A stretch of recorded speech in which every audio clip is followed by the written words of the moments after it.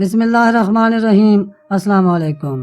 قسطنطنیہ کی فتح اور قسطنطنیہ میں موجود وہاں کی سب سے بڑی عیسائی عبادت گاہ آیا صوفیہ کی تاریخ پر نگاہ دوڑائیں گے۔ ساتھ ہی یہ بھی دیکھیں گے کہ آیا صوفیہ کو مسجد میں کیوں تبدیل کیا گیا اور آیا صوفیہ کو مسجد میں تبدیل کرنے کی کیا وجوہات تھیں۔ اس کے ساتھ ساتھ قسطنطنیہ کی فتح اور آخر میں سب سے عظیم مسلمان گروہ کے بارے میں حضور صلی اللہ علیہ وآلہ وسلم کی گئی پیشین گوئی پر بھی بات کریں گے۔ تمام معلومات کے لیے اس ویڈیو کو مکمل دیکھیں تاکہ آپ کو قسطنطنیہ کی فتح اور آیا صوفیہ کی مسجد میں تبدیلی کے بارے میں تمام معلومات پہنچ سکیں۔ 300 عیسوی میں جب ایک بازنطینی حکمران جیسس یا جسٹن نے عیسائیت قبول کر لی تو اس نے سمندر کے کنارے ایک مضبوط دفاعی حصار میں ایک نئے شہر کو آباد کیا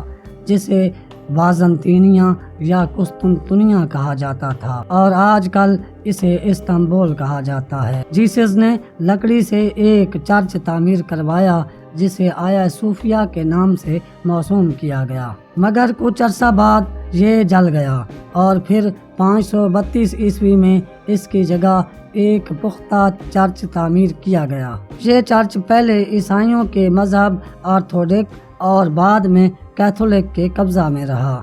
جب اسلام نے اپنی روشنی سے دنیا کو منور کرنا شروع کیا تو اس وقت قسطنطنیہ کی شہرت بھی بہت زیادہ تھی۔ ایک روایت میں ہے کہ حضور صلی اللہ علیہ وآلہ وسلم نے اس شہر کو فتح کرنے والے حکمران کو بہترین امیر اور اس لشکر کو بہترین لشکر قرار دیا۔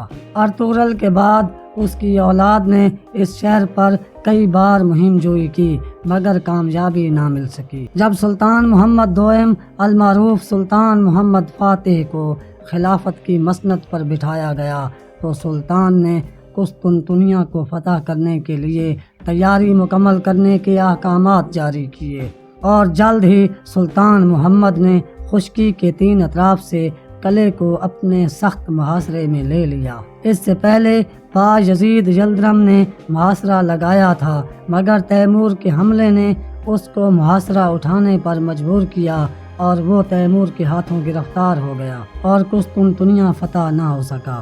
مگر اس بار سلطان محمد فاتح نے ماضی کے تجربات کو دیکھتے ہوئے ارد گرد کی ریاستوں کے حکمرانوں کو اپنا ہم نوا بنا کر اپنی سرحدوں کو محفوظ کر لیا اور پوری طاقت سے قسطنطنیہ کو اپنے محاصرے میں لے لیا۔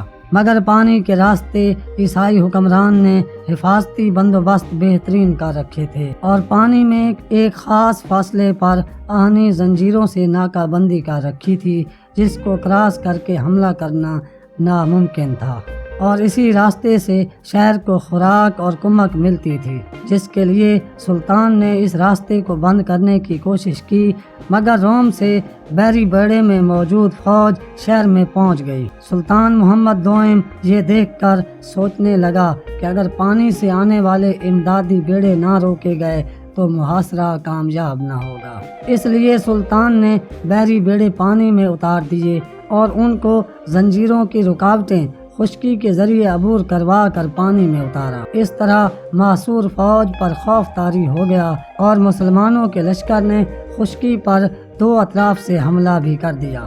ایک طرف سے سلطان محمد دوئم نے خود اور دوسری طرف سے لشکر کو اپنے جانثار کمانڈر آغا حسن کے سپرد کیا اور شہر پر سنگ باری کر کے قلعے کی دیواروں میں شگاف کرنے شروع کر دیے۔ ادھر سمندر کی طرف سے عثمانی حملے نے فصیل کے سپاہیوں کے لیے شہر کا دفاع کرنا مشکل بنا دیا۔ گھمسان کی جنگ کے بعد ایک جانب سے آغا حسن فصیل کو عبور کرنے میں کامیاب ہو گئے اور یوں پہلی بار عثمانی سپاہی قلعے میں داخل ہوئے اور پھر دیکھتے ہی دیکھتے عثمانی افواج قلعے میں داخل ہونا شروع ہو گئیں اور قلعے کے اندر گھمسان کی جنگ شروع ہو گئی اور قلعے کے دروازے کھول دیے گئے۔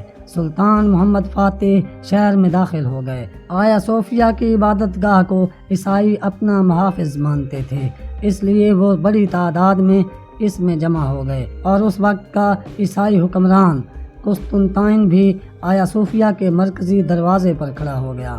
آغا حسن اپنے جانبازوں کے ساتھ سیڑھیوں پر چڑھتے ہوئے شدید مزاحمت میں اپنے کئی ساتھیوں سمیت شہید ہو گیا، مگر سلطان محمد اپنے لشکر سمیت آیا صوفیہ کی سیڑھیوں پر چڑھ کر جنگ کر کے اسے قبضے میں لینے میں کامیاب ہو گیا۔ قسطنطین مارا گیا، کئی عیسائی بھاگ گئے، کچھ مارے گئے اور کچھ گرفتار ہو گئے، اور شہر پر عثمانیوں نے قبضہ کر لیا۔ یہ عمارت کافی خستہ ہو چکی تھی اور اس حملے کی وجہ سے بھی ٹوٹ پھوٹ کا شکار تھی، تو سلطان محمد دوئم نے اس کی اہمیت کو دیکھتے ہوئے اس کو اسلامی فن تعمیر کے ساتھ دوبارہ بحال کروایا اور اس میں محراب رکھوائی اور نماز جمعہ بھی ادا کی۔ ایسے ثبوت موجود ہیں کہ اس کو مسجد بنانے سے پہلے سلطان نے خریدا اور پھر 1453 عیسوی میں مسجد بننے والی یہ عمارت تقریباً 500 سال تک مسلمانوں کے سجدوں کی زینت بنتی رہی۔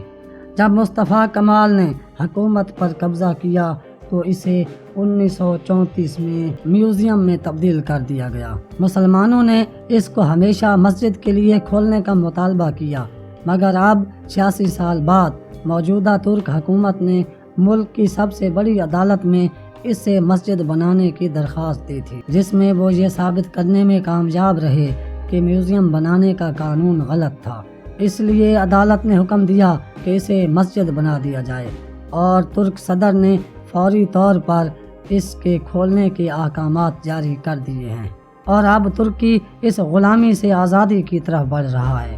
آیا صوفیہ کا پھر سے سجدوں کی زینت بننا اس بات کا اعلان ہے کہ پھر سے اسلام کا عروج آنے والا ہے، اور حضور صلی اللہ علیہ وآلہ وسلم کی یہ پیشین گوئی کہ جس کا مفہوم ہے کہ میری امت کے سب سے بہترین لوگوں کی ایک جماعت میری امت میں اسلامی حکومت قائم کرے گی، سچ ثابت ہونے جا رہی ہے۔